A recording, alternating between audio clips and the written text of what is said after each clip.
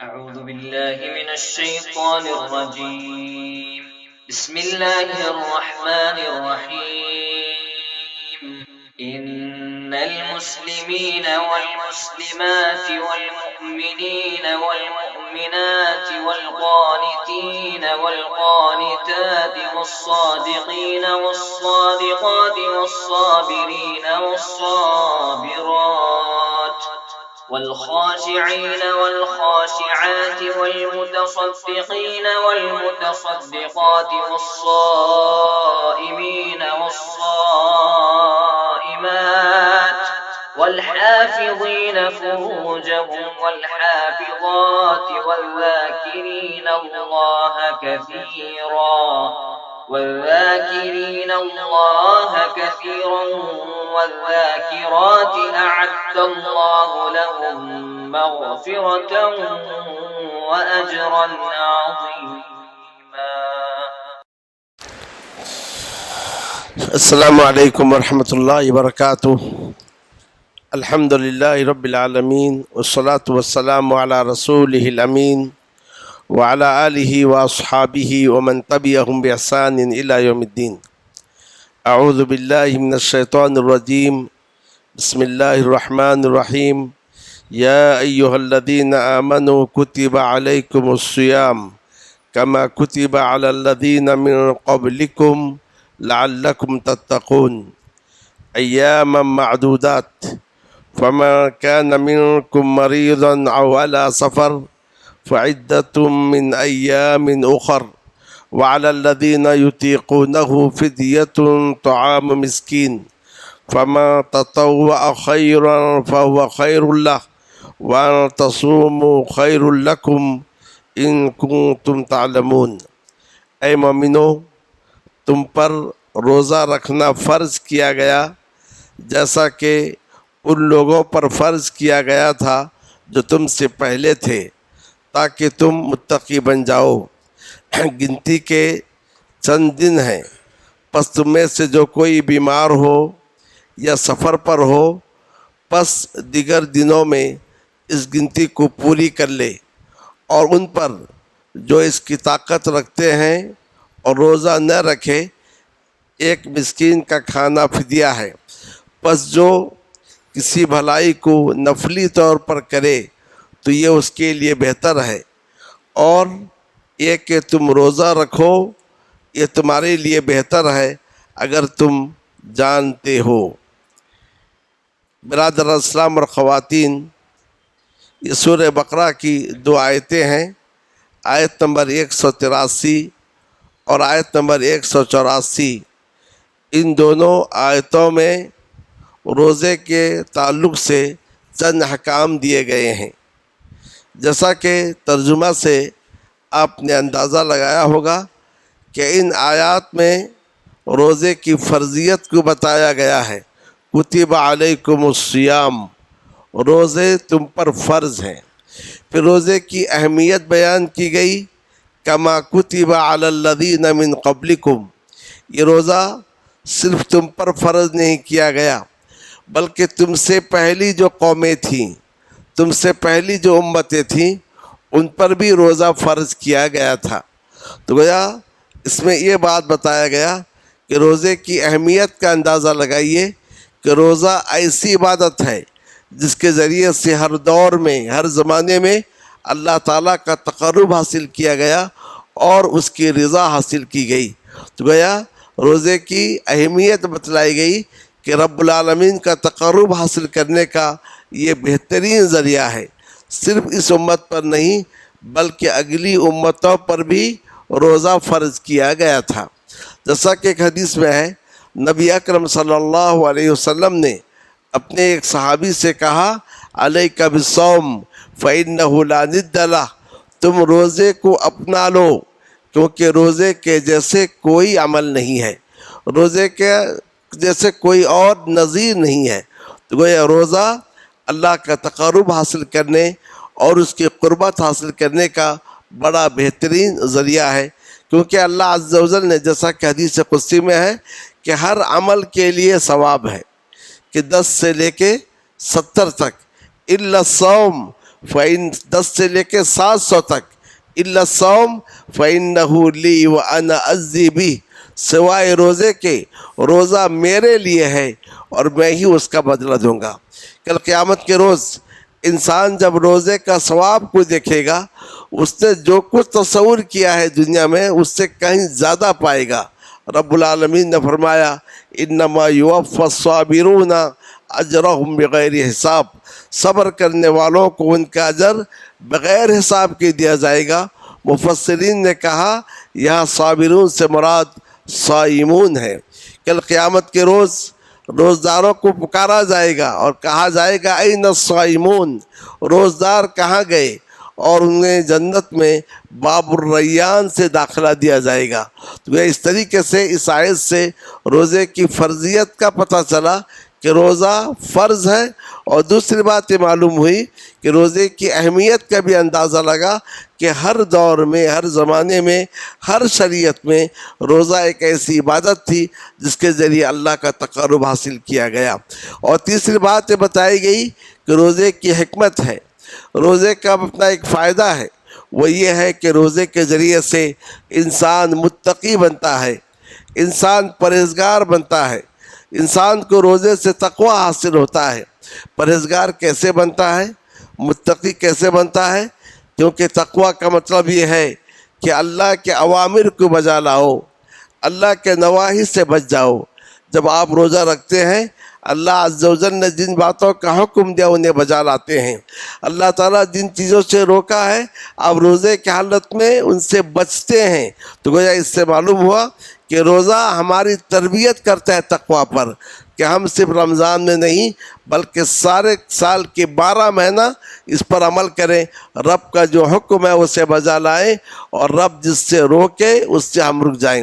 پھر روزے میں دوسری بات یہ ہے انسان اپنے آپ پہ کنٹرول کرنا سیکھتا ہے، اپنے شہوت پر، اپنے بھوک پر، اپنے پیاس پر، اور اس طریقے سے کوئی گالی گلوچ دے تو اپنے غصے پر کنٹرول کرنا سیکھتا ہے۔ تو گویا انسان جب اپنے آپ پہ کنٹرول کر لے اس میں تقوی اور پرہیزگاری آتی ہے۔ تو اس طریقے سے روزے کے بے شمار فوائد ہیں، تو اس کے ذریعے سے انسان متقی اور پرہیزگار بنتا ہے۔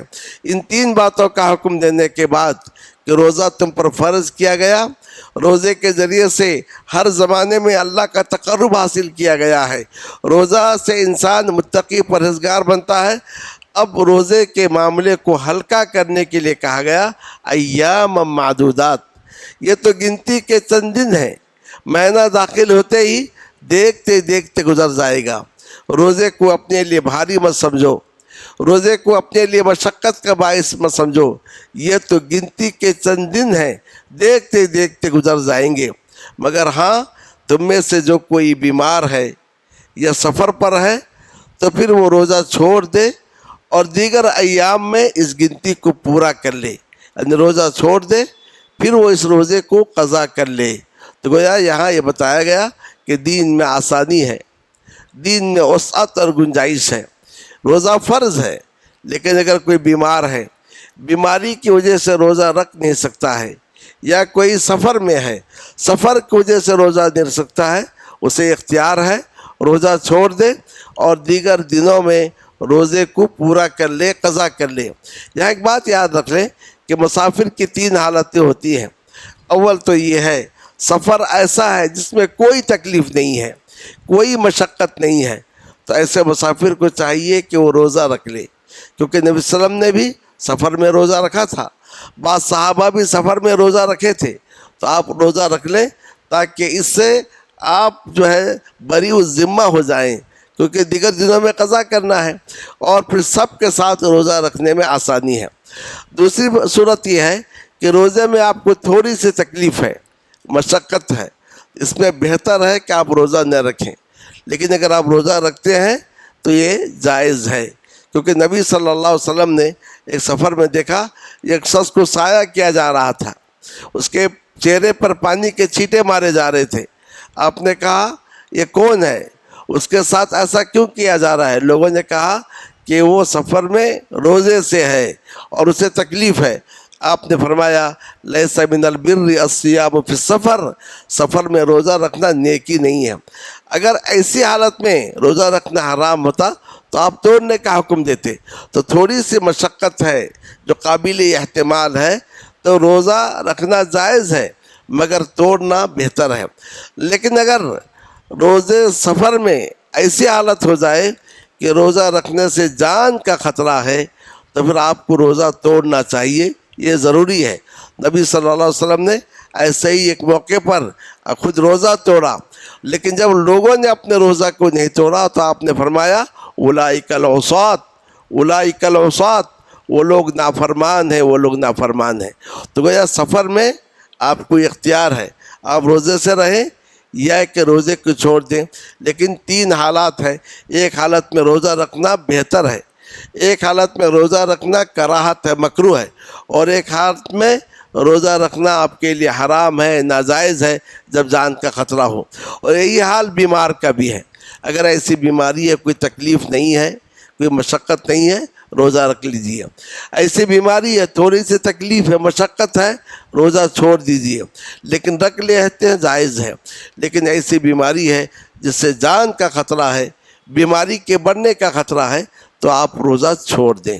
اس کے بعد رب العالمین نے فرمایا وَعَلَى الَّذِينَ يُطِيقُونَهُ فِدْيَةٌ طَعَامُ مِسْكِينٍ، اور ان لوگوں پر جو روزے کی طاقت رکھتے ہیں اور روزہ نہیں رکھتے ہیں، طاقت تو ہے مگر رکھتے نہیں ہیں، ان کے لیے ایک مسکین کا کھانا کھلانا فدیہ ہے۔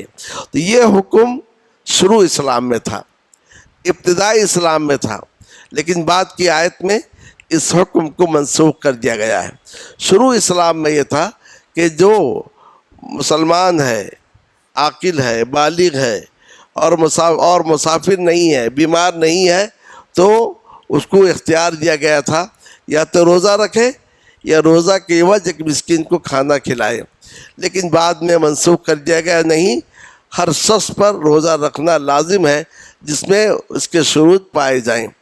لیکن اس آیت کی ایک اور تفسیر ہے جو عبداللہ ابن عباس نے کی، وہ یہ ہے کہ یہاں یطیقونہ سے مراد لا یطیقونہ، کہ وہ لوگ جو روزے کی طاقت نہیں رکھتے ہیں، مطلب جو بوڑھا کھسوٹ انسان ہے جسے روزے کی طاقت نہیں ہے بڑھاپے میں، تو روزہ چھوڑ دے اور روزہ کے عوض ایک مسکین کا کھانا بطور فدیہ کھلا دے۔ اور انس رضی اللہ تعالیٰ عنہ کے تعلق سے آتا ہے جب ان کی عمر زیادہ ہو گئی اور روزہ رکھ نہیں پائے تو وہ جو ہے ہر روزہ کے عوض مسکین کو کھلاتے تھے۔ بلکہ بعض روایت میں یہ ہے کہ رمضان ختم ہونے کے بعد آپ روٹی اور گوشت پکاتے تھے اور 30 مسکین کو بلا کر انہیں کھلا دیتے تھے۔ اس کے بعد رب العالمین نے فرمایا فَمَن تَطَوَّعَ خَيْرًا فَهُوَ خَيْرٌ لَهُ، جو کسی خیر کو نفلی طور پر انجام دیتا ہے یہ اس کے لیے بہتر ہے۔ تو گویا روزہ میں فرض بھی ہے، روزہ میں نفل بھی ہے۔ تو فرض روزہ کے علاوہ اگر آپ نفلی روزہ رکھتے ہیں تو اس کے لیے آپ کے لیے بہتر ہے، یا کہ ایک ہی مسکین کو کھانا کھلانا ایک روزہ کی عوض فدیہ ہے۔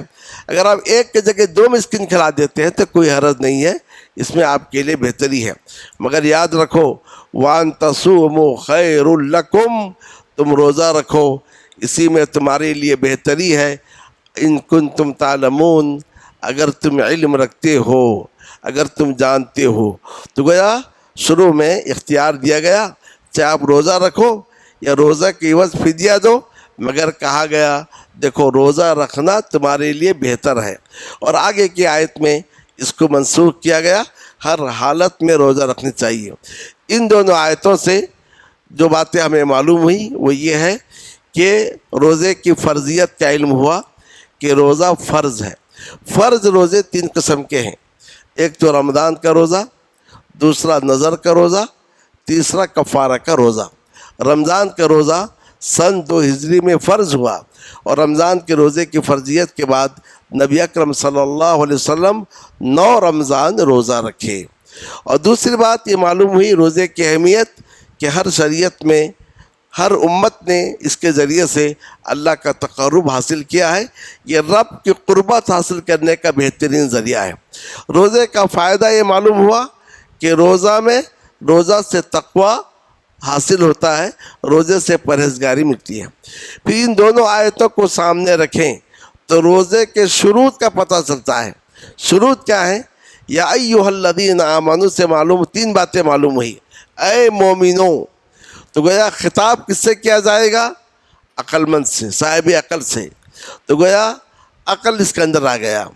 خطاب کس سے کیا جائے گا؟ بالغ سے، تو بلوغت اس کے اندر آ گئی۔ پھر آمنو، ایمان۔ تو روزے کی تین شرطیں یا ایھا الذین آمنوا میں آ گئی کہ روزہ اس پر فرض ہے جو مومن ہو، جو عاقل ہو، پاگل نہ ہو، اور تیسری چیز بالغ ہو، نابالغ نہ ہو۔ نابالغ پر روزہ فرض نہیں ہے، مگر رکھ لے اس کے لیے اچھا ہے تاکہ عادت پڑ جائے۔ پھر اس کے بعد اور دو شرطیں یہ ہیں کہ مقیم ہو، مسافر نہ ہو، جیسا کہ دوسری آیت میں ذکر کیا گیا۔ اور چوتھی شرط یہ ہے صحت مند ہو، بیمار نہ ہو۔ ان چار شرطوں کے ساتھ ان پانچ شرطوں کے ساتھ چھٹی ایک شرط ہے، جو یہ ہے کہ عورت حالت حیض اور نفاس میں نہ ہو۔ اگر حالت حیض اور نفاس میں ہو تو اس پر روزہ رکھنا حرام ہے۔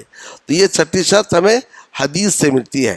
تو دین دو چیزوں کا نام ہے، قرآن مجید کا اور حدیث شریف کے مجموعہ کا نام دین ہے۔ آپ صرف قرآن کو اپنا لیں گے اور کہیں گے ہم کو حدیث نہیں چاہیے، جیسا کہ آج بہت سارے ایسی جماعتیں کہتی ہیں حسبنا کتاب اللہ، ہمارے لیے اللہ کتاب کافی ہے، یہ گمراہ ہیں۔ اس لیے ایوب سختیانی نے کہا تھا جب تم کسی کو یہ کہتے ہوئے سنو ہم سے قرآن بیان کرو، حدیث بیان نہ کرو، فَاعْلَمْ أَنَّهُ ضَالٌ مُضِلٌ، تم جان لو کہ وہ گمراہ ہے، گمراہ کرنے والا ہے۔ تو کہ دین دونوں چیزوں کا نام ہے، کتاب اللہ اور سنت رسول اللہ کا نام ہے۔ نبی اکرم صلی اللہ علیہ وسلم نے کہا تھا ایک وقت ایسا آئے گا کچھ لوگ گاؤں تکیہ پر ٹیک لگائیں گے اور کہیں گے جو اللہ کے کتاب میں وہ ہمارے لیے کافی ہے۔ سن لو، اللہ کے رسول نے جو حرام کیا وہ ویسا ہی ہے جیسا کہ اللہ نے حرام کیا۔ آئینی اور قانونی حیثیت سے دونوں کا ایک درجہ ہے، ثواب کی حیثیت سے، افضلیت کے لحاظ سے قرآن کا درجہ حدیث سے اونچا ہے، مگر آئین اور قانون کی حیثیت سے دونوں کا ایک درجہ ہے۔ آپ سوچئے اگر ہم حدیث کو چھوڑ دیں، اب بتائیے کہ یہ مسئلہ کہ حیض اور نفاس کی حالت میں روزہ نہ رکھے آپ کو قرآن نے کہا ہے، یہ چیز تو آپ کو حدیث سے ملتی ہے۔ اور ایسے ہی اگر حدیث کو چھوڑ دیں، ظہر کی 4 رکعت، عصر کی 4 رکعت، مغرب کی 3 رکعت، عشاء کی 4 رکعت اور فجر کی 2 رکعت، یہ تفصیلات آپ کو کہاں سے ملیں گی؟ اب رمضان کا مہینہ ہے، روزے کے سارے احکام تفصیلات آپ کو کہاں سے ملیں گی؟ تو لہذا دین کتاب اللہ اور سنت رسول اللہ کے مجموعہ کا نام ہے۔ تو ان آیات میں روزے کے 5 شروط بیان کی گئی، 36 شرط حدیث سے بیان کی گئی۔ پھر دوسری بات ہے روزے کی اہمیت بیان کی گئی، اور تیسری بات یہ ہے روزے کا فائدہ اور اس کی حکمت جو ہے بیان کی گئی۔ اور اسی کے ساتھ قرآن مجید کا اسلوب دیکھیے، یہ اسلوب صرف کلام اللہ میں آپ کو ملے گا، کسی اور میں نہیں ملے گا۔ صرف حکم نہیں دیا گیا، آرڈر جاری نہیں کیا گیا، انتہائی پیار سے کہا جا رہا ہے اے مومنو، یعنی اپنائیت کے ساتھ بلایا جا رہا ہے۔ یعنی تم مومن ہو تو تمہارا ایمان کا تقاضا یہ ہے کہ آنے والی بات کو مان لو۔ عبداللہ ابن عباس سے کہتے ہیں قرآن مجید میں جب یا ایھا الذین آمنوا آئے تو آپ اپنے دل کے کان کو کھول لو، تم سے کوئی بات کہی جا رہی ہے، تم کو کسی چیز کا حکم دیا جا رہا ہے، تمہیں کس چیز سے منع کیا گیا ہے۔ اور اسی کے ساتھ میں روزے کے مسئلے کو کہیں آپ اس کو اپنے لیے مشقت نہ سمجھیں، آسانی کے ساتھ بیان کیا جا رہا ہے۔ یہ صرف مسئلہ تمہارا نہیں، اگلی امتوں کا بھی مسئلہ یہی تھا، وہ بھی روزہ رکھتے تھے، ان پر بھی فرض کیا گیا تھا، تو تمہیں تو ان سے آگے بڑھنی چاہیے۔ دیکھو اس میں فائدہ تمہارے لیے ہے، اس سے تمہیں تقوی حاصل ہوگا، تم پرہیزگار بن جاؤ گے۔ اور پھر کہا گیا یہ تو گنتی کے چند دن ہیں، اسے اپنے لیے بھاری مت سمجھو، دیکھتے دیکھتے یہ ایام گزر جائیں گے۔ اور اسی کے ساتھ پھر کہا گیا دیکھو روزہ رکھنے میں تمہارے لیے بہتری ہے، کاش تمہیں علم ہو، اگر تمہارے پاس علم ہو تو روزہ رکھنے میں تمہارے لیے بہتری ہے۔ تو گویا ان آیات میں، ان دونوں آیتوں میں روزے کی فرضیت، روزے کی حکمت، روزے کے اہمیت، روزے کے شروط بیان کرتے ہوئے روزے کے مسئلے کو آسان کے ساتھ پیش کیا گیا ہے۔ اسے اپنے لیے بھاری مت سمجھو، یہ اسی میں تمہارے لیے بہتری ہے، اسی میں تمہارے لیے خیر ہے۔ ہم انہی آیات پر اکتفا کرتے ہیں۔ انشاءاللہ کل کے درس میں مزید آیتوں کا ترجمہ اور ان کا خلاصہ پیش کیا جائے گا۔ رب العالمین سے میری دعا ہے کہ اللہ عز و جل ہمیں فہم قرآن کی توفیق عطا فرمائے، قرآن مجید کو سمجھنے اور اس میں تدبر اور غور کرنے کی توفیق دے۔ وصلی اللہ تعالی علی النبی الکریم وعلی آلہ وصحبہ اجمعین۔ اس ویڈیو کو آپ اپنے رشتہ دار اور دوست احباب کے ساتھ ضرور شیئر کریں اور سبسکرائب کریں اور بیل آئیکن کو دبانا نہ بھولیں تاکہ مزید آنے والی ویڈیوز وقتاً فوقتاً آپ کے لیے اپلوڈ کرتے ہیں، آپ اس سے مستفید ہوتے ہیں۔ جزاک اللہ خیر، والسلام علیکم ورحمۃ اللہ وبرکاتہ۔